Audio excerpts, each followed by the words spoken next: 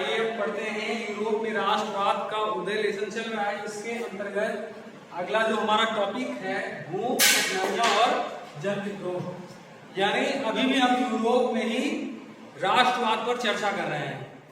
ठीक है, तो अब इसमें हम देखेंगे कि उस समय यूरोप महाद्वीप में कौन कौन सी समस्याएं फैली हुई थी। यूरोप में कठिनाइयों का दौर सन था 1830 का। इस समय अचानक ही पूरे यूरोप में जनसंख्या बढ़ने लगी और जिसकी वजह से जो नौकरियां थी, जो रोजगार थे, वो कम पड़ गए। और जब कम पड़ गए तो जाहिर सी बात है जनता सरकार के खिलाफ विद्रोह अवश्य करेगी। इसलिए ये ऐसा दौर था कि कठिनाइयों भरा दौर कहा जा सकता है, जिसमें कि जनता त्रस्त हो गई क्योंकि नौकरियां बिल्कुल कम पड़ गई थी। दूसरा बिंदु है जनसंख्या में वृद्धि होना। जैसा कि हमने पहले ही आपको बता दिया कि जनसंख्या अचानक ही बढ़ गई, जिसकी वजह से रोजगार के अवसर कम पड़ गए और जनसंख्या जो बड़ी थी उसको चाहिए था रोजगार, लेकिन रोजगार का अभाव हो गया था। रोजगार में कमी, बेरोजगारों में बेरोजगारी की वृद्धि। जाहिर सी बात है, जब बेरोजगार बढ़ेंगे किसी भी देश में, किसी भी क्षेत्रफल में, तो वो रोजगार के लिए कोई ना कोई अवसर तलाशेंगे, लेकिन जब उन्हें अवसर नहीं मिलेगा तो वो तत्कालीन सरकार से जवाब सवाल जरूर करेंगे। ठीक वैसा ही एक समय देखने को हमें यूरोप महाद्वीप में मिलता है, जब रोजगार जनता को नहीं मिलता तो वो सरकार को हटाने के लिए तरह तरह के प्रयास करने लगते हैं। खराब फसल और भोजन की कीमतों में वृद्धि। अब ये भी उस समय की सबसे बड़ी समस्या थी कि फसल खराब हो रही थी और जिसकी वजह से भोजन की कीमतों में वृद्धि होती चली जा रही थी, क्योंकि जब तक फसल अच्छे से उत्पादित नहीं होगी तब तक उसका सही मूल्य नहीं मिल पाएगा या फिर वो अनाज सब तक नहीं पहुंच पाएगा। क्योंकि जब अनाज कम पड़ता है और खाने वाले ज्यादा होंगे तो जाहिर सी बात है मारामारी मचेगी। ठीक वही हाल उस समय यूरोप में भी था। 1845 में बुनकरों का विद्रोह।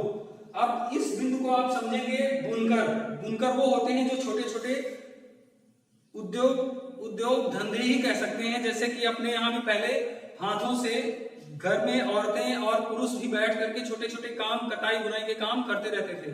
ठीक वही हालात उस समय यूरोप में भी हो गए कि बुनकरों की संख्या बढ़ गई। जब बेरोजगार हो गए तो बुनकरों की संख्या बढ़ गई और घर में बुनकर ज्यादा हो गए। और जब बुनकर ज्यादा हो गए तो जो ठेकेदार आते थे उनसे माल लेने के लिए, प्रोडक्ट लेने के लिए, तो वो किसी एक वस्तु का पहले जो 100 रुपया देते थे वो आज वर्तमान समय में 10 रुपए देने के लिए तैयार थे। क्यों? क्योंकि बुनकरों की संख्या में अचानक ही इजाफा हो गया था। लेकिन अब ये भी एक समस्या है तो बढ़ती जा रही थी, क्योंकि बुनकरों को उनके प्रोडक्ट का सही मूल्य नहीं मिल रहा था, जिसकी वजह से यहां भी विद्रोह की आग भड़कने लगी थी। 1845 में ही पेरिस में भी आंदोलन हुआ। फ्रांस की राजधानी पेरिस में भी कुछ समस्याएं क्या थी? राजतंत्र के तहत ही जनता ऊब चुकी थी और जनता इस शासन से परेशान हो चुकी थी। इसलिए वहां पर भी पेरिस के लोग सड़कों पर उतर आए और जन आंदोलन करने लगे। 21 वर्ष के ऊपर वयस्क मताधिकार और काम की गारंटी। कुछ रियायतें अब वहां के सरकार के द्वारा दी जाने लगी। उनमें क्या था कि 21 वर्ष के जो ऊपर के लोग थे उनको मताधिकार का अधिकार दे दिया, मत करने का अधिकार उनको प्रदान कर दिया गया था। ये तो हो गया भूख, कठिनाइयां और जन विद्रोह। यूरोप महाद्वीप में इतनी समस्याओं को देखने को मिलती हैं। अब अगला बिंदु है 1848 उदारवादियों की क्रांति। 1830 के आगे जब हम बढ़ेंगे 1848 में, तो उस समय उदारवादियों की क्रांति होती है, जिसके तहत कई सारे निष्कर्ष निकल करके हमारे सामने आते हैं। पहला है मध्य वर्ग का आंदोलन। इस समय भी आप वही समझेंगे कि वर्ग, पूरा जो समाज था यूरोप का, वो 3 वर्गों में विभाजित था। पहला था कुलीन वर्ग और दूसरा था श्रमिक वर्ग, तीसरा था मध्य वर्ग। और मध्य वर्ग में वो वर्ग आता था जिसमें लोग शिक्षित थे, अध्यापक थे, शिक्षक थे या फिर कवि, लेखक, व्याख्याता इत्यादि इस श्रेणी में आते थे। तो इन्होंने भी वही राह पकड़ करके राष्ट्रवादी भावनाओं को बढ़ाने का कार्य किया।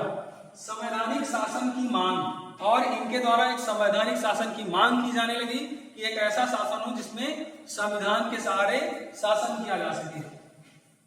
यह मांग प्रसा के राजा द्वारा ठुकराई गई। हम बात कर रहे हैं जर्मनी की, प्रसा की, जहां के राजा थे और उन राजा ने इन सब मांगों को सिरे से नकार दिया। उन्होंने कहा कि ये मांगे हम आपकी नहीं मानेंगे। ठीक है, इसके बाद देखते हैं अगला बिंदु है सैनिकों का सहारा। इस जन आंदोलन को दबाने के लिए जो राजा थे उन्होंने सैनिकों का सहारा लिया और आंदोलनों को पूरी तरह से समाप्त करने का प्रयास किया गया। रूस में गुलाम और बंधुआ संघ समाप्त, लेकिन इनसे एक सीख मिली कि शासन के द्वारा कुछ ना कुछ रियायतें अब जनता को दी जाने लगी ताकि ऐसा विद्रोह समय समय पर ना हो। जिसके तहत क्या हुआ, रूस में जो गुलाम और बंधुआ श्रम कराया जा रहा था, जबरदस्ती लोगों से मजदूरी कराई जा रही थी, उससे निजात दिला दी गई। तो अब इसके बाद का जो भी टॉपिक है वो हम अगले वीडियो में डिस्कस करेंगे। यहां तक के लिए